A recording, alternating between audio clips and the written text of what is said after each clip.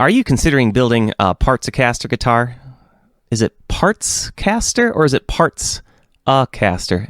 Anyway, you've probably seen parts from Guitarfetish and from Warmoth, and I just so happen to have a guitar built from both of those establishments. Here we have the Guitarfetish guitar,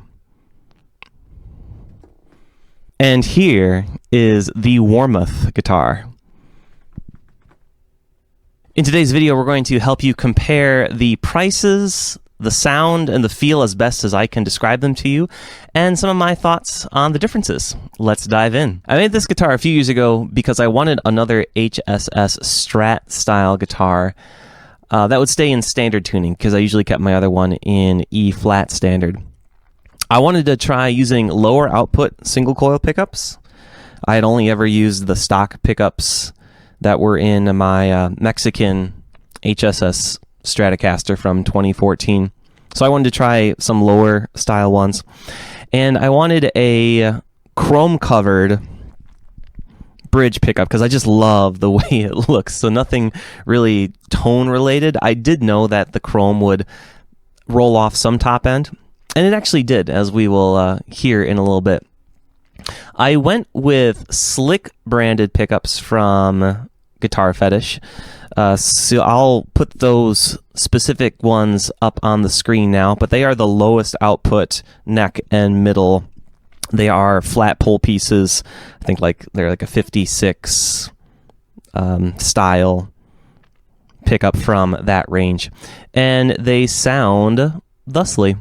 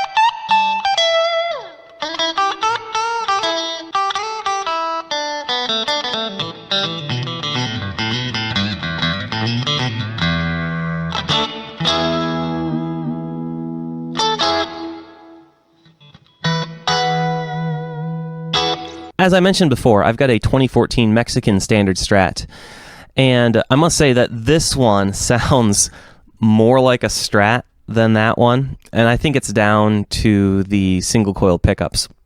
For lack of a better description, I think they are more Stratty, with more top end and more overall clarity than the ceramic magnet pickups that came in that 2014 Mexican Strat. The Bridge Humbucker is a Slick branded pickup. It's one of the highest output pickups. I think it's around 12K DC resistance. And I'll again put up the specific specs on the screen now. This one has a warmer sound, and it pairs well with the brighter woods and the scale length of this guitar. So the guitar actually has a very nice overall balance.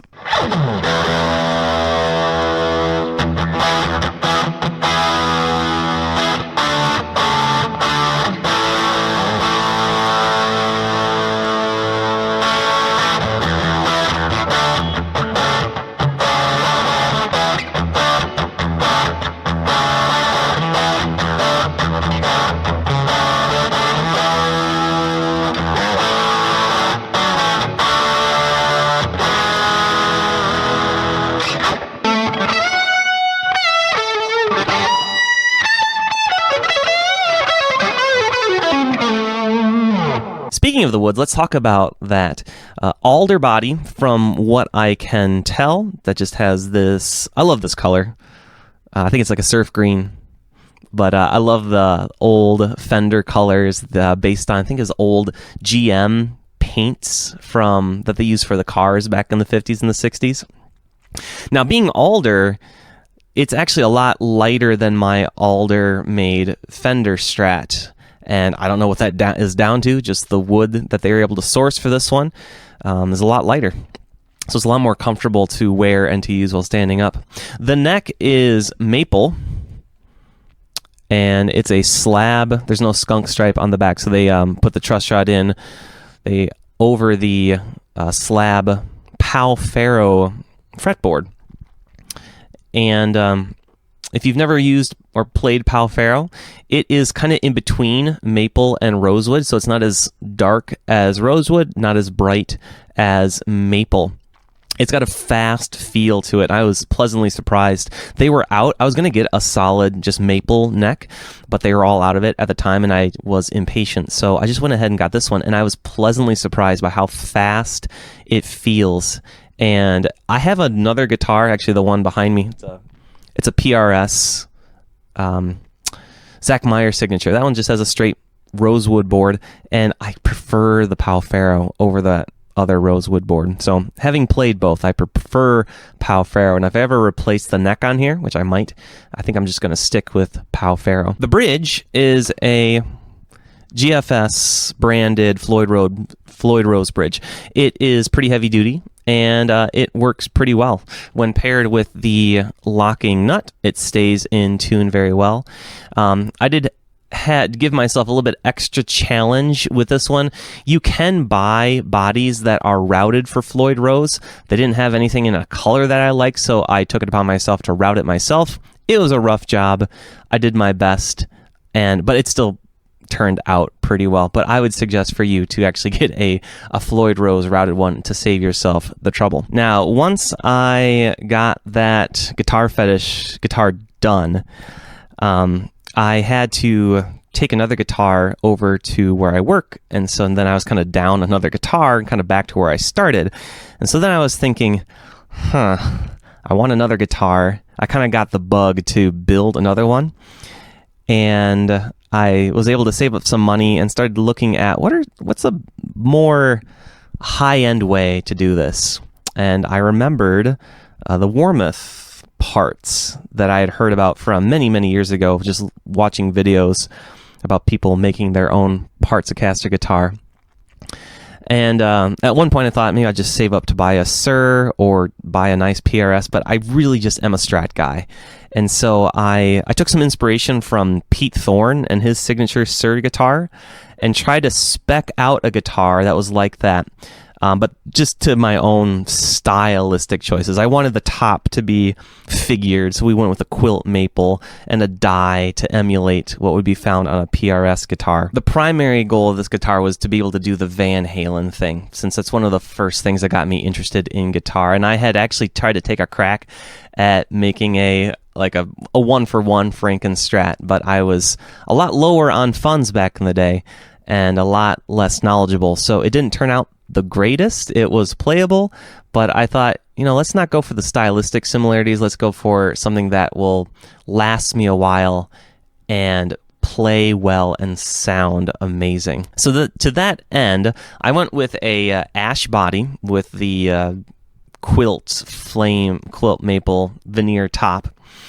And the neck is roasted maple, which is not all that EVH, but going roasted maple from Warmoth, you do not need to apply any finish, so it's just raw wood, which I know Eddie did advocate for that with his guitars, just using bare wood, maybe just some oil to finish it, as much of the actual material he could feel with his hands as possible. And then the fretboard is ebony, which is a take from Pete Thorne's model.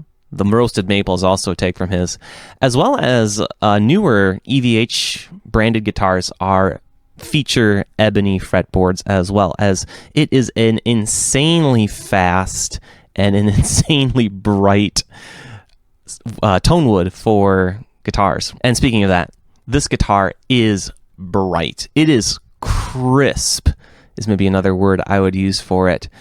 It lives in E flat. And when I did take this one in to get a proper setup, and they also did some rewiring And because I tried my best, but I was having some grounding issues, so my local guitar tech was kind enough to take a look at it and really put in a lot of time and effort to get this wired and shielded well, which is something you're going to want to research and invest in knowing a guitar tech who will do that, or researching it so you can do that yourself. But even living in E flat, this one is a nice bright guitar, and I attribute that to the woods. Ash, maple, ebony are all very bright. I probably did the brightest combination of woods that you could do that's not super exotic. The pickups are also, the neck and the middle pickup are a lot lower pickup outputs even than the Guitarfetish one. These are also GFS pickups from Guitarfetish. I'll put the specs up on the screen right now, but they are nice and spanky, nice and clean sounding, great for Stevie Ray Vaughan style playing.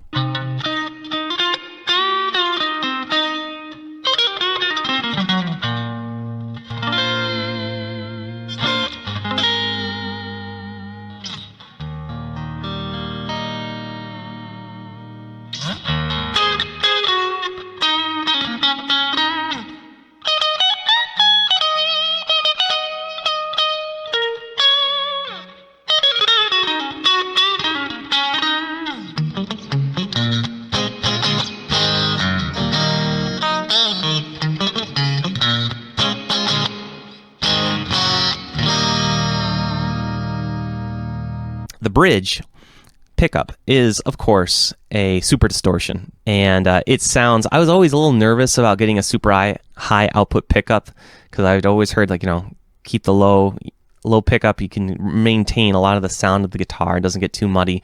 But because of how bright this guitar is, and I don't have the pickup super close to the strings, you can control a lot of the muddiness and a lot of the sound of the pickup just by how close it is to the strings, and so that helps control that output as well. But it is a great sounding guitar for doing the 80s Van Halen and subsequent genres that are similar to that.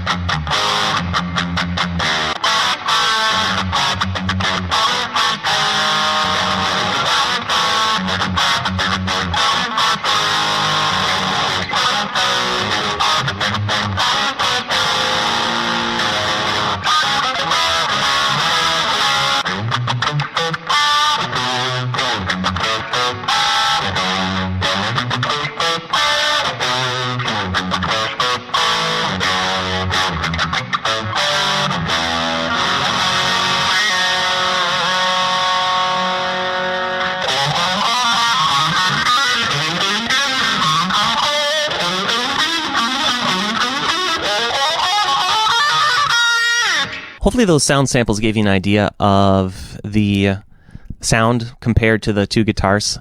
I may also retroactively intersplice some playing that goes right between the two guitars.